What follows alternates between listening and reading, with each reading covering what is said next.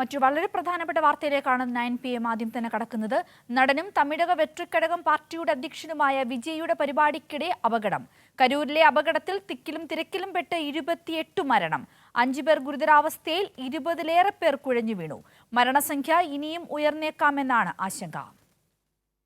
വിവരങ്ങളുമായി ഇപ്പോൾ ന്യൂസ് ഡെസ്കിൽ നിന്നും ജിബിൻ ചേരുകയാണ്. ജിബിൻ, വളരെ ദാരുണമായ ഒരു സംഭവമാണ് നടന്നിരിക്കുന്നത്. ഇത്തരത്തിലൊരു വിജയുടെ റാലി നടക്കുന്നു, ആ റാലിയിലേക്ക് അത്രയധികം ആളുകൾ കടന്നു വരുന്നു. അതിനിടയിലാണ് ഇത്ര വലിയൊരു അപകടം ഉണ്ടായിരിക്കുന്നത്. ഇത്രയധികം ആളുകൾ മരണപ്പെട്ടിരിക്കുന്നു. പലരുടെയും നില അതീവ ഗുരുതരാവസ്ഥയിലാണ്. ഏതാണ്ട് 20-ലേറെ പേർ കുഴഞ്ഞു വീണിരിക്കുന്നു. അവരുടെ മരണസംഖ്യ ഇനിയും ഉയർന്നേക്കാം എന്നാണ് നമുക്ക് കിട്ടുന്ന വിവരം. മറ്റെന്തൊക്കെ വിവരങ്ങളാണ് കൂടുതലായും ഇതിനോട് കൂട്ടിച്ചേർക്കുവാൻ സാധിക്കുന്നത്? തീർച്ചയായും തന്നെ സിന്ധൂരി, ഏറ്റവും വലിയൊരു ദുരന്തമാണ് ഇപ്പോൾ തമിഴ്നാട്ടിലെ കരൂരിൽ ഉണ്ടായിരിക്കുന്നത്. വിജയുടെ റാലിക്കിടെ ഉണ്ടായ തിക്കിലും തിരക്കിലും പെട്ടുണ്ടായ അപകടത്തിൽ ഇപ്പോൾ 28ഓളം പേർ മരിച്ചു എന്നുള്ള വിവരങ്ങളാണ് പുറത്തു വരുന്നത്. നമുക്ക് ഈ ആശുപത്രിയിലെ ദൃശ്യങ്ങളൊക്കെ തന്നെ കാണാൻ സാധിക്കും.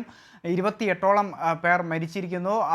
വലിയൊരു സഞ്ചയം തന്നെയാണ് വിജയുടെ റാലിക്കായി ഈ കരൂരിലെത്തിയിരുന്നത്. വിജയുടെ പ്രസംഗവും അതോടൊപ്പം തന്നെ അദ്ദേഹത്തിൻ്റെ പ്രസംഗവും മറ്റു കാര്യങ്ങളും ഒക്കെ തന്നെ അവിടെ തുടരുന്നതിനിടയിലാണ് ഇത്തരത്തിലൊരു തിക്കും തിരക്കും ഒരു പ്രതിസന്ധിയിലേക്ക് കാര്യങ്ങൾ വഴിമാറുന്ന സാഹചര്യം ഉണ്ടാകുകയും ആളുകൾ ഈ തിക്കിലും തിരക്കിലും പെട്ട് മരണപ്പെടുന്ന ഒരു സാഹചര്യത്തിലേക്ക് കാര്യങ്ങൾ വഴിമാറുകയും ചെയ്തത്. ഏതായാലും ഇപ്പോൾ 28ഓളം പേർ മരിച്ചു എന്നുള്ള ഒരു വിവരമാണ് ഇപ്പോൾ പുറത്തു വരുന്നത്.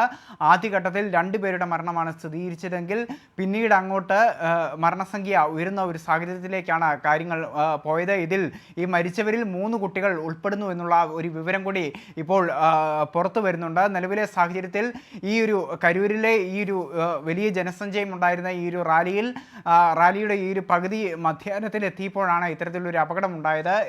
ഒരു വൈകുന്നേരത്തോടു കൂടിയാണ് ഇത്തരത്തിലൊരു അപകടത്തിലേക്ക് കാര്യങ്ങൾ വഴിമാറുന്ന ഒരു സാഹചര്യം ഉണ്ടായത്. ഇതോടുകൂടി ഈ പ്രസംഗം അവസാനിപ്പിച്ചുകൊണ്ട് വിജയ് മടങ്ങുന്ന ഒരു സാഹചര്യം ഉണ്ടായി. ഈ അപകടം ഉണ്ടായതോടുകൂടി തന്നെ വിജയ് തൻ്റെ പ്രസംഗം പാതി വഴിയിൽ പൂർത്തിയാക്കാതെ മടങ്ങുന്ന ഒരു സാഹചര്യം കൂടി ഉണ്ടായി.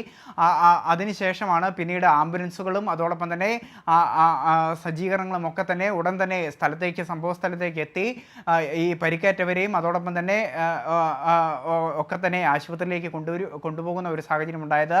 ഇപ്പോൾ ഈ ആശുപത്രിയിൽ എത്തിച്ച ആളുകളിൽ ഏകദേശം 28ഓളം ആളുകൾ മരിച്ചതായുള്ള വിവരങ്ങൾ ഇപ്പോൾ പുറത്തു വരുന്നുണ്ട്.